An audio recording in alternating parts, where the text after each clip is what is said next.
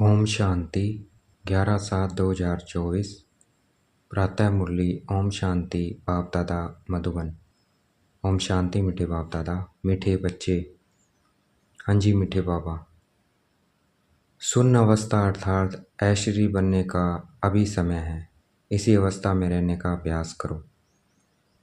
तो शून्य अवस्था अर्थात ऐश्वर्य, बिल्कुल शरीर है ही नहीं, बिल्कुल सुन्न कर देना शरीर को और अपना ध्यान केंद्रित करना भ्रिकुटी के मध्य में, शरीर से बिल्कुल अलग। जैसे मैं परम धाम में हूँ, वहाँ शरीर नहीं है, तो अपनी ऐसी अवस्था बनानी है। तो अभी समय है इसी अवस्था में रहने का अभ्यास करना है। तो हर वक्त हमें कहाँ रहना चाहिए? परम धाम बाबा के पास रहना है। तो यही समय है हमें अभ्यास करने का। तो हमें अभ्यास करना है, देखना है अपने को चमकता हुआ सितारा परम धाम में। प्रश्न: सबसे ऊंची मंजिल कौन सी है? उसकी प्राप्ति कैसे होगी? उत्तर: संपूर्ण सिविलाइज्ड बनना, यही ऊंची मंजिल है। कर्मेंद्रियों में जरा भी चलाएमानी न आए, तब संपूर्ण सिविलाइज्ड बनेंगे। संपूर्ण सिविलाइज जब ऐसी अवस्था हो तो विश्व की बादशाही मिल सकती है। गायन भी है, चढ़े तो चाके, अर्थात राजाओं का राजा बने, नहीं तो प्रजा।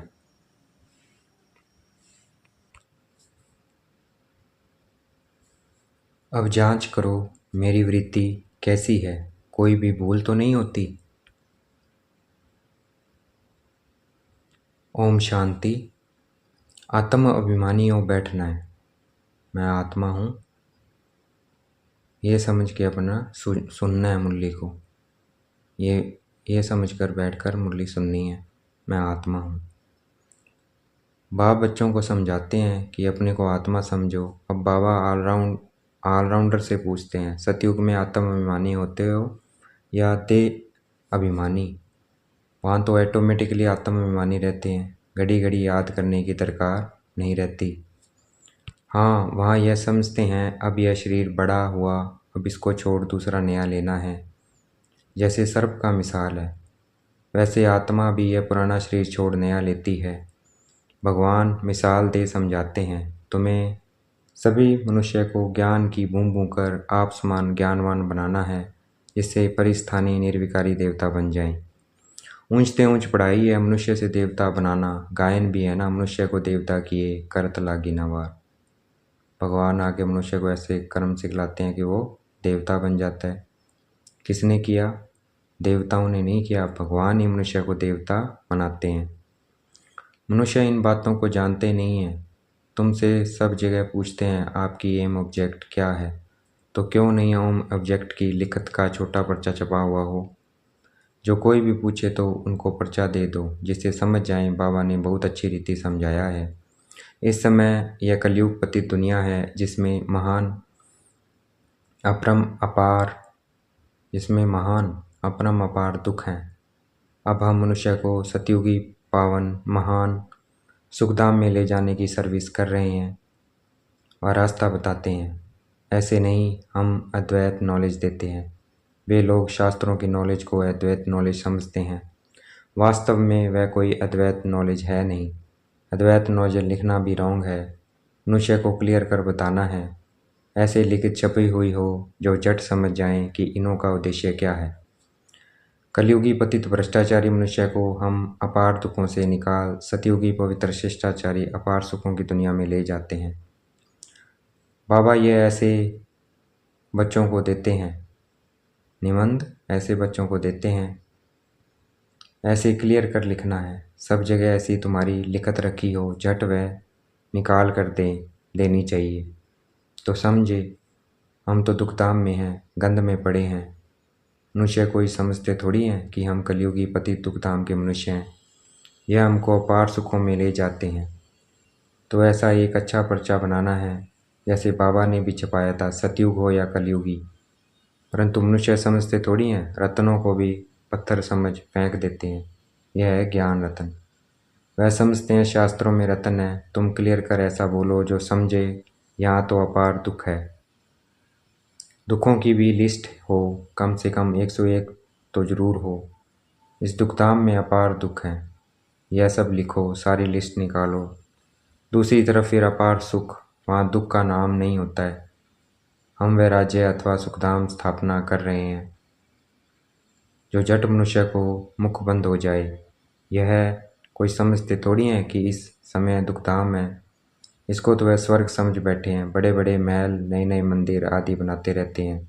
यह थोड़ी जानते हैं कि यह सब खत्म हो जाने हैं।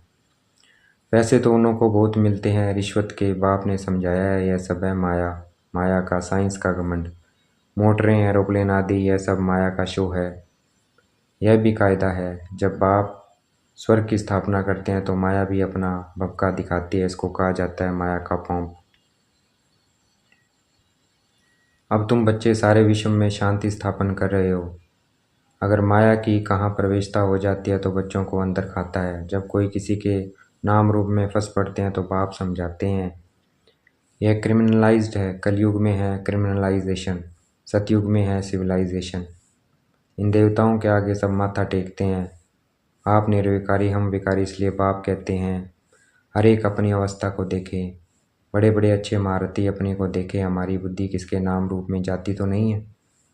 तो चेक करना है किसी के नाम रूप में जाती है, बाबा को बताना है फलानी बहुत अच्छी है, यह करें, कुछ अंदर में आता है। यह तो बाबा जानते हैं। इस समय संपूर्ण सिविलाइज कोई है नहीं, बना नहीं है। सभी क्या है, पुरुषार्थी है।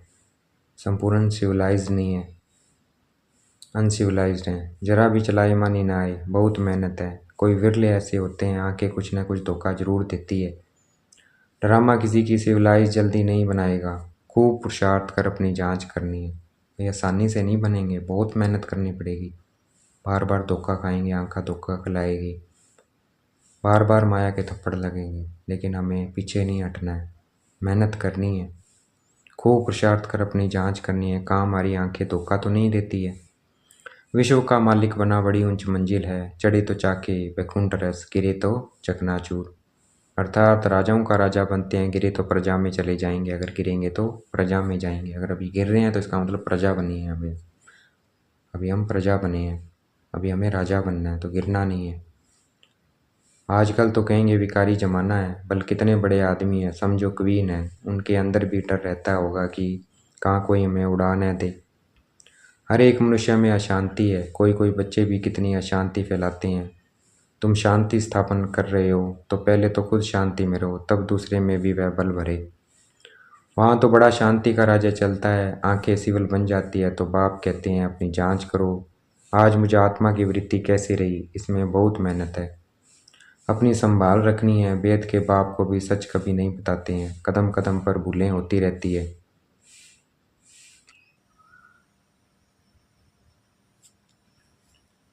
इसमें बहुत मेहनत है।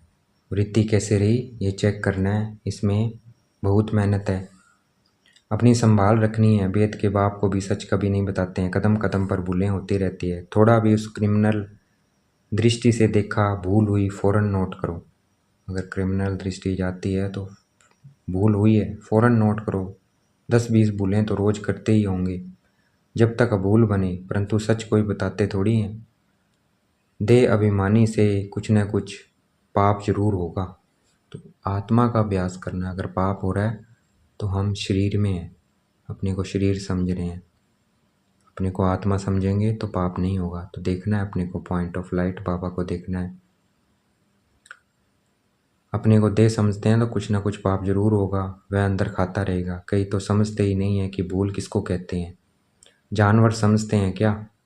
जानवर कभी नहीं समझते हैं। तुम भी इस ज्ञान से पहले बंदर बुद्धि थे, अब कोई 50%, कोई 10%, कोई कितना चेंज होते जाते हैं। ये आंखें तो बहुत धोखा देने वाली है, सबसे तीखी है आंखें। बाप कहते हैं तुम आत्मा अशरीरी आई थी, शरीर नहीं था। क्या अभी तुमको पता है कि दूसरा कौन सा शरीर लेंगे, किस संबंध में जाएंगे? मालूम नहीं पड़ता है, गर्भ में सुन ही सुन रहते हैं, आत्मा बिल्कुल ही सुन्न हो जाती है।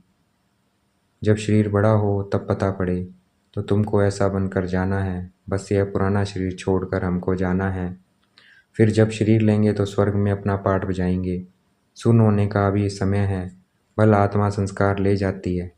जब शरीर बड़ा होता है तब संस्कार जब शरीर बड़ा होता है तब संस्कार इमर्ज होते हैं। अभी तुमको घर जाना है, इसलिए पुरानी दुनिया का इस शरीर का बांध उड़ा देना है। कुछ भी याद न रहे, परहेज बहुत रखना है। जो अंदर में होगा वही बाहर निकलेगा। शिव बाबा के अंदर में भी ज्ञान है, मेरा भी पार्ट है। मेरे लिए ही कहते हैं ज्ञान का सागर, महिमा गाते हैं। अर्थ कुछ नहीं जानते। अभी तुम अर्थ सही जानते हो, बाकी आत्मा की बुद्धि ऐसी वर्थ नॉट ए पेनी हो जाती है। अब बाप कितना बुद्धिमान बनाते हैं। मनुष्य के पास तो करोड़ों पदम है। मनुष्य के पास तो करोड़ों हैं, पदम है। यह माया का पोंप है ना। साइंस में जो अपने काम की चीज़ें हैं वह वहाँ भी होगी। स्वर्ग में भी अभी जो काम की चीज़ें हैं वो वहाँ भी होंगी। वह बनाने वाले वहाँ भी जाएंगे। राजा तो नहीं बनेंगे। यह लोग पिछाड़ी में तुम्हारे पास आएंगे, फिर औरों को भी सिखाएंगे। एक बाप से तुम कितने सीखते हो। एक बाप ही दुनिया को क्या से क्या बना देते हैं। इन्वेंशन हमेशा एक निकालते हैं फिर फैलाते हैं। बॉम्ब्स बनाने वाला भी पहले एक था, समझा इनसे दुनिया विनाश हो जाएगी, फिर और बनाते गए। वहाँ भी साइंस तो चाहिए ना। टाइम पड़ा है, सीख कर होशियार हो जाएंगे।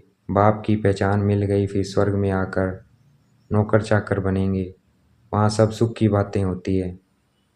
जो दुख धाम में था वह फिर होगा, जो सुख धाम में था वह फिर होगा। वहाँ कोई रोग दुख की बात नहीं है। यहाँ तो अपरंपार दुख है, वहाँ अपरंपार सुख है। अभी हम यह स्थापना कर रहे हैं, दुख करता सुख करता एक बाप ही है। पहले तो खुद भी ऐसी अवस्था चाहिए। सिर्फ पंडिताई नहीं चाहिए। ऐसी एक पंडित की कथा है, बोला राम नाम करने से पार हो जाएंगे। दूसरों को बोला कि राम नाम करो पार हो जाएंगे, कभी उस पर चला नहीं खुद। तो ये कौन होते हैं? पंडित जो खुद अमल नहीं करते, सिर्फ बोलते हैं। तो बाबा कहते हो जाएगा, यह इस समय की बात है। तो पंडित नहीं बनना है, खुद धारण करना है उसको जो हम बोल रहे हैं। तुम बाप की याद में विषय सागर से क्षीर सागर में चले जाते हो। या तुम बच्चों की अवस्था बड़ी अच्छी चाहिए। योग भूल नहीं है, क्रिमिनल आइज है तो उनकी तीर लग नहीं सकता। आंखें सिविल चाहिए। बाप की याद में है, किसी को ज्ञान देंगे तो तीर लग जाएगा। ज्ञान तलवार में योग का जोर चाहिए। नॉलेज से धन की कमाई होती है, ताकत है याद की। बहुत बच्चे तो बिल्कुल याद करते ही नहीं है, जानते ही नहीं है। बाप कहते हैं मनुष्य को समझाना है कि यह दुखधाम है, सतयुग है सुखधाम। कलयुग में सुख का नाम नहीं है, अगर है भी तो भी काग विष्ठा के समान है। सतयुग में तो अपार सुख है, मनुष्य अर्थ नहीं समझते हैं, मुक्ति के लिए ही माथा मारते रहते हैं। जीवन मुक्ति को तो कोई जानते ही नहीं है, तो ज्ञान भी दे कैसे सकते हैं। वह आते ही हैं रजो प्रधान समय में, वह फिर राजयोग कैसे सिखलाएंगे। यहाँ तो सुख है कागविष्ठा समान, राजयोग से क्या हुआ था यह भी नहीं जानते। तुम बच्चे जानते हो यह भी सब ड्रामा चल रहा है। अखबार में भी तुम्हारी निंदा लिखते हैं, यह तो होना ही है। अबलाओं पर किस्म किस्म के सितम आते हैं। दुनिया में अनेक दुख हैं, अभी कोई सुख थोड़ी है। पल कितना बड़ा साहूकार है, बीमार हुआ आधा हुआ तो दुख तो होता है ना। दुखों की लिस्ट में सब लिखो, रावण राज्य कलयुग के अंत में यह सब बातें हैं। सतयुग में दुख की एक भी बात नहीं होती है, सतयुग तो होकर गया है ना। अभी है संगम युग, बाप भी संगम पर ही आते हैं। अभी तुम जानते हो 5000 वर्ष में हम क्या क्या जन्म लेते हैं, कैसे सुख से फिर दुख में आते हैं। जिनको सारा ज्ञान बुद्धि में है, धारणा है, वह समझ सकते हैं। बाप तुम बच्चों की झोली भरते हैं, गायन भी है, धन दिए धन ना कूटे। धन दान नहीं करते हैं तो गोया उनके पास है ही नहीं, तो फिर मिलेगा भी नहीं। हिसाब है ना। देते ही नहीं है तो मिलेगा कहाँ से, वृद्धि कहाँ से होगी। यह सब है अविनाशी ज्ञान रतन। नंबरवार तो हर बात में होते हैं ना। यह भी तुम्हारी रूहानी सेना है। कोई रूह जाकर उच्च पद पाएगी, कोई रूह प्रजापद पाएगी, जैसा कल पहले पाया था। अच्छा, देखेंगे बाप दादा हमें याद प्यार दे रहे हैं। मीठे मीठे सिकल दे रूहानी बच्चों को नंबरवार पुरुषार्थ अनुसार। बाप दादा व माता पिता का दिल व जान शिकवा प्रेम से याद प्यार और गुड मॉर्निंग। रूहानी बाप की रूहानी बच्चों को नमस्ते। हमें भी बाप दादा को याद प्यार देना है। हम रूहानी बच्चों की रूहानी बाप दादा को दिल व जान शिकवा प्रेम से बेहद का याद प्यार और नमस्ते। धारणा के लिए मुख्य सार। अपनी संभाल करने के लिए कदम कदम पर जांच करनी है कि आज मुझ आत्मा की वृत्ति कैसे रही। आंखें सिवल रही, देह अभिमानवश कौन सा पाप हुआ। भाई शरीर में आके कौन सा पाप किया, आंखें क्रिमिनल हुई, तो ये जांच करनी है। बुद्धि में अविनाशी ज्ञान धन धारण कर फिर दान करना है। ज्ञान तलवार में याद का जौहर जरूर भरना है। ज्ञान तलवार में याद का जौहर जरूर भरना है, तब वो ज्ञान तलवार लगेगी। वरदान। सत्यता की हथौड़ी को धारण कर सर्व को आकर्षण करने वाले निर्भय और विजयी भव। सत्यता की हथौड़ी है, उसको धारण करना है और सर्व को आकर्षित करने वाले निर्भय और विजयी भव। वो क्या होगा, जो धारण कर लेगा वो निर्भय और उसकी विजय जरूर होगी।